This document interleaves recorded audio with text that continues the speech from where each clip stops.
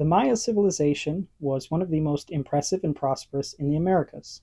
They developed from small villages into large cities, with effective ways of conducting agriculture, having their own writing system, a great understanding of astronomy, building large structures like temples and pyramids, and also having a fascinating religious and mythological belief system.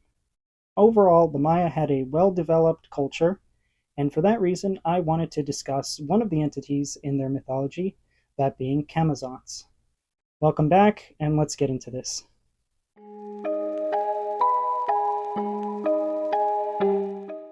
While more commonly associated with Mayan mythology today, Camazotz may have its origins with the Zapotec people of the Oaxaca Valley in Mexico. In their culture, bats would become associated with the underworld and everything that connects to that, like sacrifice, death, spirits, and the darkness of the night, with normal bat behaviors playing a big part in that association, like how bats are nocturnal, obviously the night being a great symbol for death and the underworld. Bats also made their homes in caves and sinkholes, some of which the Zapotec saw as the portals to the underworld. Just imagine being one of these people, and as the night approaches, you just see a torrent of bats flying out of one of these caves that you yourself are too scared to explore because you think it'll literally take you to the land of the dead. Truly spooky. And sometimes the Zapotec would find bats in their tombs and temples, which also called back to being connected to spirits and the underworld. Then you have certain species of bat, like vampire bats, that are found in the area, who exclusively drink blood and could be connected to certain rituals of bloodletting or sacrifices that the Zapotec people did. With all of this, it's no surprise that a bat deity would come to be worshipped by some of the Zapotec people. I say some because you have research suggesting that there was kind of like a cult of the bat vibe going on, where you had several Zapotec people worshipping either several or one specific bat deity and creating artwork depicted in masks, statues, and wall paintings. Like a really cool one I found in my research of this wall painting showing this bat deity holding a knife in one hand and a human heart in the other, most definitely being related to some form of sacrifice. And from the various artworks, it appears that whatever this bat deity was, it was modeled after leaf-nosed bats. With several different species of leaf-nosed bat found throughout Central and South America, the Zapotec would have seen them often. Many cultures around the world tend to incorporate the animals around them within their mythology and religion.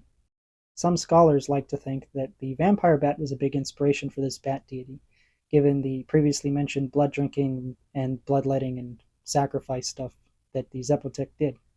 While others, including myself, like to believe that the deity may have been an amalgamation of different leaf-nosed bats, taking qualities from different ones, facial appearances, and behaviors, like the blood drinking from vampire bats. But honestly, it's hard to say for sure.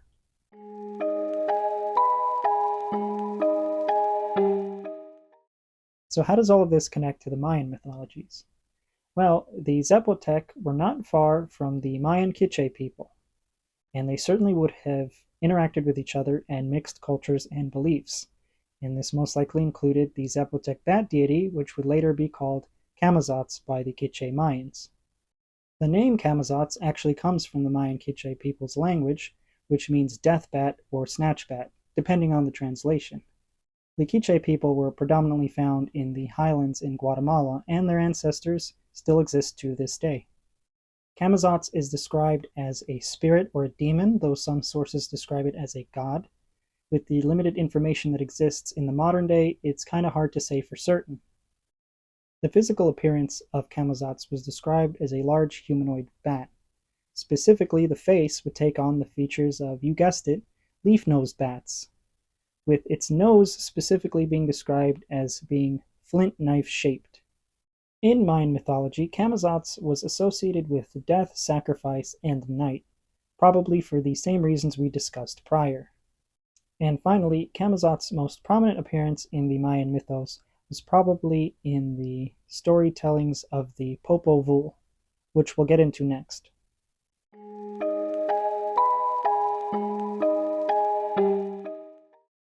The Popol Vuh was a collection of several stories, going over how the world came to be along with the living things on it, the legend of the hero twins, Hanapu and Xbalanque, as they travel to the Mayan underworld, Xibalba, on a revenge quest, and how humans came to be in this world.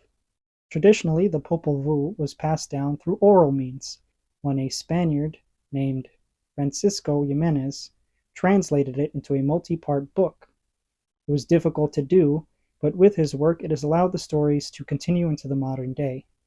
While the Popol Vuh covers a lot, right now I'm only interested in the parts that contain Camazotz, particularly involving the hero twins. Hanapu and Xbalanque were on their revenge quest, and this involved them going through multiple different trials. One of these trials involved them having to survive the night in the House of the Bats.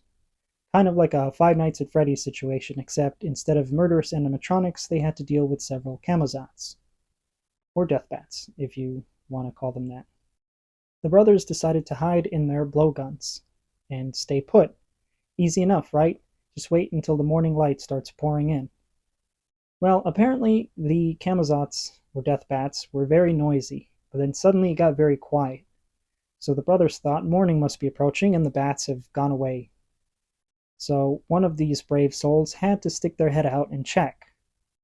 Instead of waiting a bit longer to confirm if it was the morning, Hanapu decided to poke his head out and have a look himself. And before he could fully process his surroundings, one of these bats flew down and took his head clean off. Come to think of it, the whole snatch bat thing now makes sense. They literally snatched his head off his body. The head would end up being used for a ball game by the underworld gods, but don't worry, his brother Xbalanque would be able to save him and revive his brother. There's a lot to the story than that and everything else in the Popol Vuh, and maybe I'll cover it some point in the future if there's some demand for it. And that's about it. It's everything I could find on Camazotz, unfortunately. If you liked the video, drop it a like, and maybe even subscribe. It really does help the channel out. I would like to know your thoughts if you'd like to comment down below, or, make a suggestion about any future mythologies or urban legends you want me to cover, along with the other stuff I do, like cryptids, the paranormal, aliens, mysteries, you name it.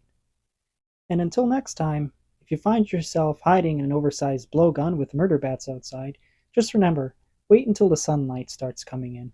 Then it's safe.